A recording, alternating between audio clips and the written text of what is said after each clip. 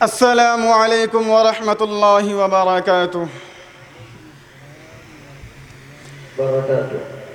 نحمده ونصلي ونسلم على رسوله الكريم، أما بعد، فقد قال الله تبارك وتعالى في القرآن المجيد: أعوذ بالله من الشيطان الرجيم، بسم الله الرحمن الرحيم، ذلك الكتاب لا ريب فيه هدى للمتقين، وقال النبي صلى الله عليه وسلم: خيركم ما تعلم القرآن وعلمه۔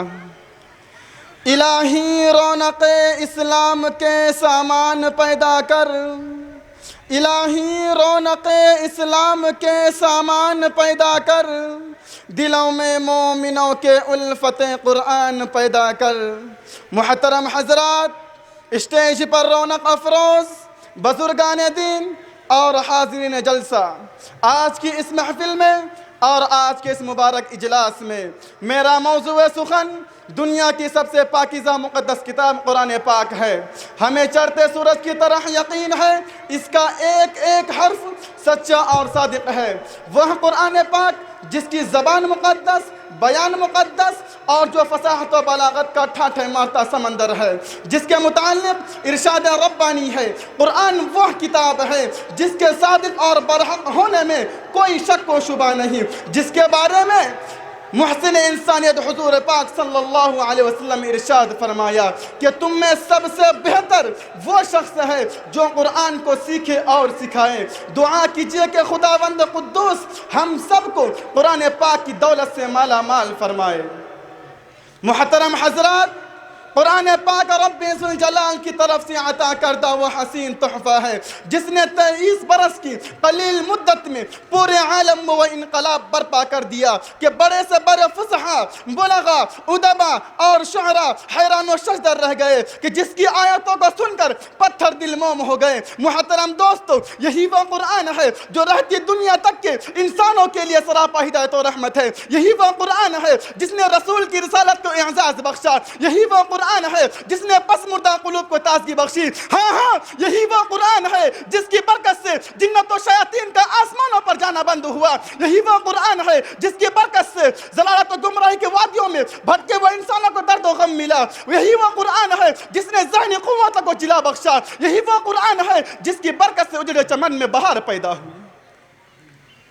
محترم حضرات، جس کے بارے میں شہنشاہ بطحہ تاجدار مدینہ احمد مجتبی محمد مصطفیٰ صلی اللہ علیہ وسلم ارشاد فرمایا کہ اقرأ وارتق ورتل كما كنت ترتل في الدنيا فإن منزلك عند آخر آیت تقرأها۔ قیامت کے دن حافظ قرآن سے کہا جائے گا قرآن پڑھتا جا اور جنت کے درجہ پر چڑھتا جا اور ٹھہر ٹھہر کے پڑھ جیسا کہ تو دنیا میں ٹھہر ٹھہر کر پڑھا کرتا تھا۔ بس تیرا مقام اور ٹھکانہ وہی ہے جہاں آخری آیت پر پہنچے۔ محترم دوستو، یاد رکھو یہ قرآن کریم دنیا کی سب سے بڑی نعمت ہے۔ یہ زمین و آسمان، چاند، سورج، ستارے کوئی اس نعمت کا مقابلہ نہیں کر سکتے۔ یہ قرآن کریم رب کائنات کا مقدس اور عظیم کلام ہے، اور کیوں نہ ہو جبکہ اس کا اتارنے والا امین، جس کے ذریعے اتارا گیا وہ بھی امین، جس ذات پر نازل ہوا وہ بھی امین، جس مہینے میں نازل ہوا وہ تمام مہینوں سے افضل، اور جس رات میں نازل ہوا وہ 1000 مہینوں سے بہتر ہے۔ محترم حضرات، اللہ کا یہ مقدس عظیم کلام تمام کلاموں سے افضل اور برتر ہے۔ حدیث پاک میں آتا ہے فضل کلام اللہ علی سائر الکلام کفضل اللہ علی خلقہ۔ اللہ کے کلام کو سب کلاموں پر ایسی فضیلت حاصل ہے جیسے کہ خود حق تعالیٰ شانہ کو تمام مخلوق پر اللہ کا دلارا، خدا کا پیارا نبی کریم صلی اللہ علیہ وسلم ارشاد فرماتا ہے کہ جس نے قرآن کو پڑھا، اس پر عمل کیا، اس کے والدین کو کل قیامت کے دن سورج سے بھی زیادہ روشن تاج پہنایا جائے گا۔ غور کرنے کا مقام ہے جب والدین کو اس گراں قدر انعام سے نوازا جائے گا تو خود پڑھنے والے کے مقام اور مرتبہ کا کیا عالم ہوگا۔ محترم حضرات، قیامت کا میدان ہوگا، ایسے 10 آدمی جن کے لیے جہنم واجب ہو چکی ہوگی، حافظ قرآن اپنی رب کی بارگاہ میں سفارش کرے گا، پروردگار عالم اس کی سفارش قبول کرے گا، ان کو اس حافظ قرآن کی برکت سے نجات عطا ہوگی۔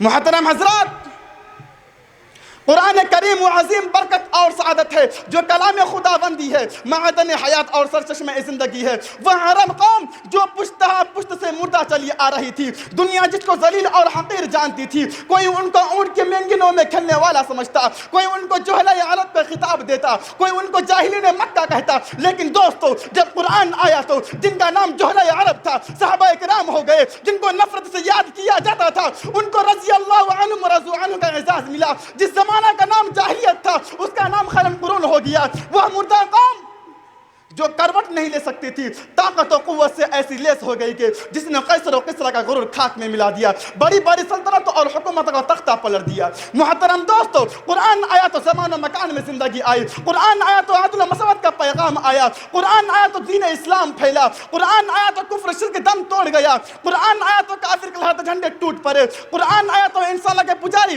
خدا کے پرستار بنے، قرآن آیا تو توحید ملی، ایمان ملا، قرآن آیا تو گلستہ کو بہر حسن عطا ہوا۔ ہاں مجھے کہہ لینے دیجئے کہ قرآن آیا تو روشنی آئی، قرآن آیا تو تاریکی کافور ہوئی، قرآن آیا تو امن و امان اور سلامتی آئی، قرآن آیا تو کفر شرک دم توڑ گیا، قرآن آیا تو ضلالت و گمراہی کی وادیوں میں بھٹکے ہوئے انسانوں کا درد و غم ملا۔ محترم دوستو، قرآن آیا تو سب کچھ ملا، مگر افسوس صد افسوس ہم نے قرآن کے دامن مقدس کو ترک کر دیا، اس کی پاکیزہ تعلیمات کو بھلا دیا۔ نتیجہ یہ ہوا کہ وہ مسلم قوم جس کے سر پر عزت و رفعت کا تاج تھا، ذلت و رسوائی کے غار میں جا گری۔ وہ قوم کامیابی جس کے آگے بڑھ کر استقبال کرتی تھی، ناکامی اس کا مقدر بن گئی۔ وہ مسلم قوم جس کی ایک آواز پر افریقہ کے جنگل میں رہنے والے خونخوار درندوں نے میدان خالی کر دیا تھا، آج ایک چوٹی بھی اس کا حکم ماننے کو تیار نہیں۔ محترم دوستو، یاد رکھو، یہ قرآن کریم سمجھو اور ہوشیار ہو جاؤ، قرآن پاک سے وابستہ ہو جاؤ، ورنہ یاد رکھو تاریخ ہمیں کبھی معاف نہیں کرے گی۔ محترم حضرات، اگر ہم چاہتے ہیں کہ حال مستقبل روشن اور تابناک بن جائے تو قرآن پاک سے وابستہ ہونا ہوگا، اسے اپنے سینے سے لگانا ہوگا، ورنہ یاد رکھو تاریخ ہمیں کبھی معاف نہیں کرے گی۔ اسی بات پر میں اپنی تقریر ختم کرتا ہوں۔ وما علینا الا البلاغ۔